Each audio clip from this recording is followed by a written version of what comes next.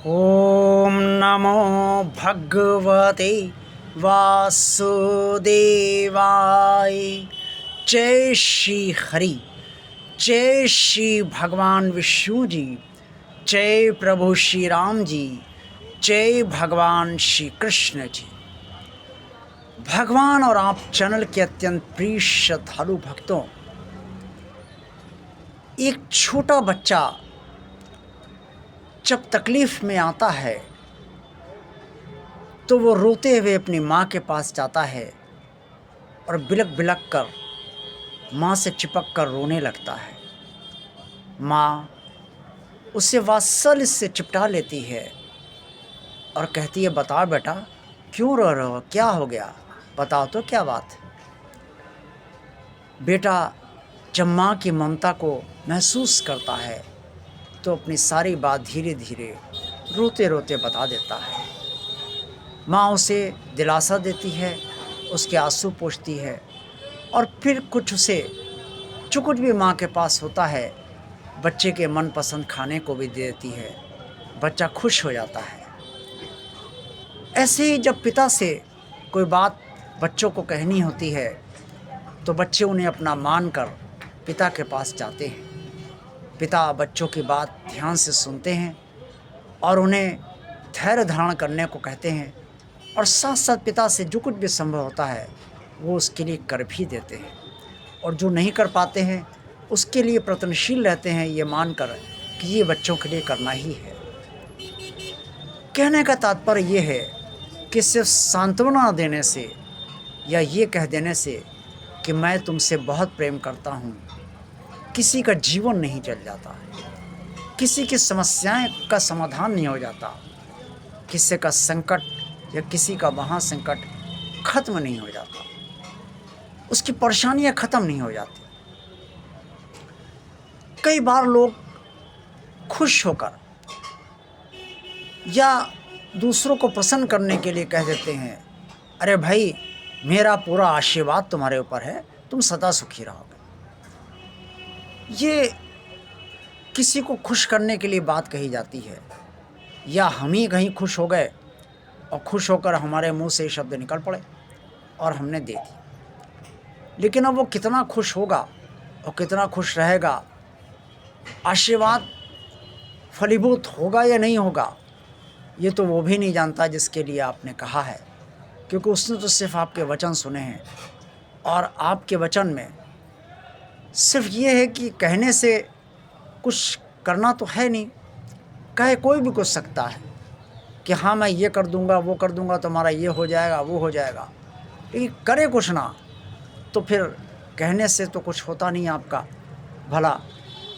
भला जब आप परेशान हो तभी होगा जब कोई कुछ कहेगा कम, करेगा ज़्यादा, या फिर जो कहेगा उसे पूरा ज़रूर करेगा। ये होता है आशीर्वाद और यही होती है सांत्वना। जब ऐसे लोग सांत्वना देते हैं या आशीर्वाद देते हैं तो उस समय बल मिलता है कि वो सिर्फ कह नहीं रहे हैं बल्कि आपकी के लिए बहुत कुछ करने को तैयार हैं और बहुत कुछ कर भी रहे हैं, और जो नहीं कर पा रहे हैं उसके लिए प्रयत्नशील भी हैं। इससे लगता है कोई आपका अपना है, कोई आपका अपना हमदर्द है, कोई आपको चाहने वाला है और कोई आपके सुख को अपना सुख मानता है और आपके दुख को अपना दुख मानता है, आपकी भावना को अपनी भावना मानता है और आपके सम्मान को अपना सम्मान मानता है, आपकी परेशानी को अपनी परेशानियां मानता है। जब कोई ऐसा होता है तो बहुत बल मिलता है, खुद को भी बल मिलता है और ऐसा लगता है कि आप अकेले नहीं हैं, जिससे बल मिल रहा है वो आपके साथ है। एक व्यक्ति मंदिर में जाता है, सिर झुकाता है और उसके बाद जैसे ही वो सिर झुकाकर ऊपर उठाता है तो उसे भगवान की प्रतिमा के आशीर्वाद का हाथ उसे दिखता है।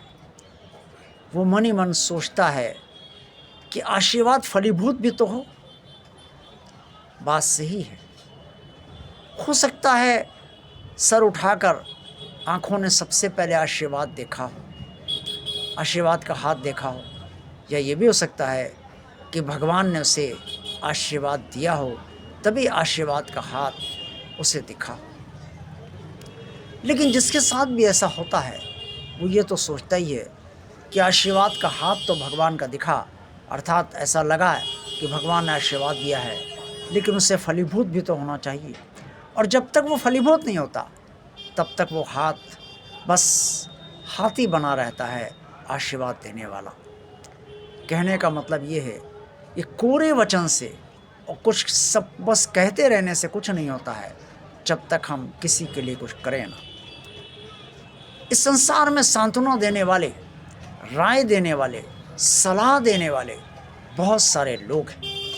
ऐसे ढेर सारे लोग हैं जो आपको सलाह बहुत देंगे जब आप परेशानी में होंगे, ये कर लो वो कर लो। अरे भाई, इतना ही आप कर लेते होते तो आप उसके पास जाते क्यों? आप तो उसकी सलाह सुनने के लिए नहीं बल्कि उसकी मदद लेने के लिए गए। कई लोग असमर्थ भी होते हैं, वो अगर कुछ सलाह देते हैं तो मजबूरीवश देते हैं, और क्योंकि उनके पास करने के लिए कुछ है ही नहीं। और कई लोग समर्थ होते हैं लेकिन तब भी वो सलाह देने में सोचते हैं कुछ पैसा तो खर्च होगा नहीं, कुछ सामान तो देना नहीं, इनके साथ शरीर से भी नहीं खड़े होना है, हमें बस सलाह दे देते हैं, इससे क्या है, इसमें क्या जाता है, कुछ खर्चा थोड़ी होना। तो ऐसे लोगों से आप क्या अपेक्षा करेंगे और क्या उन्हें अपना मानेंगे?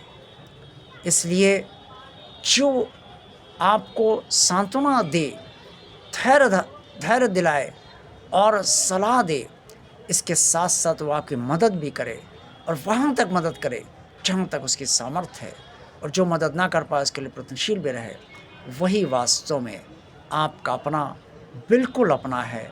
वो आपकी भावना की कद्र करता है और आपसे प्रेम भी करता है, और उसके अंदर आपके प्रति सम्मान का भी भाव है।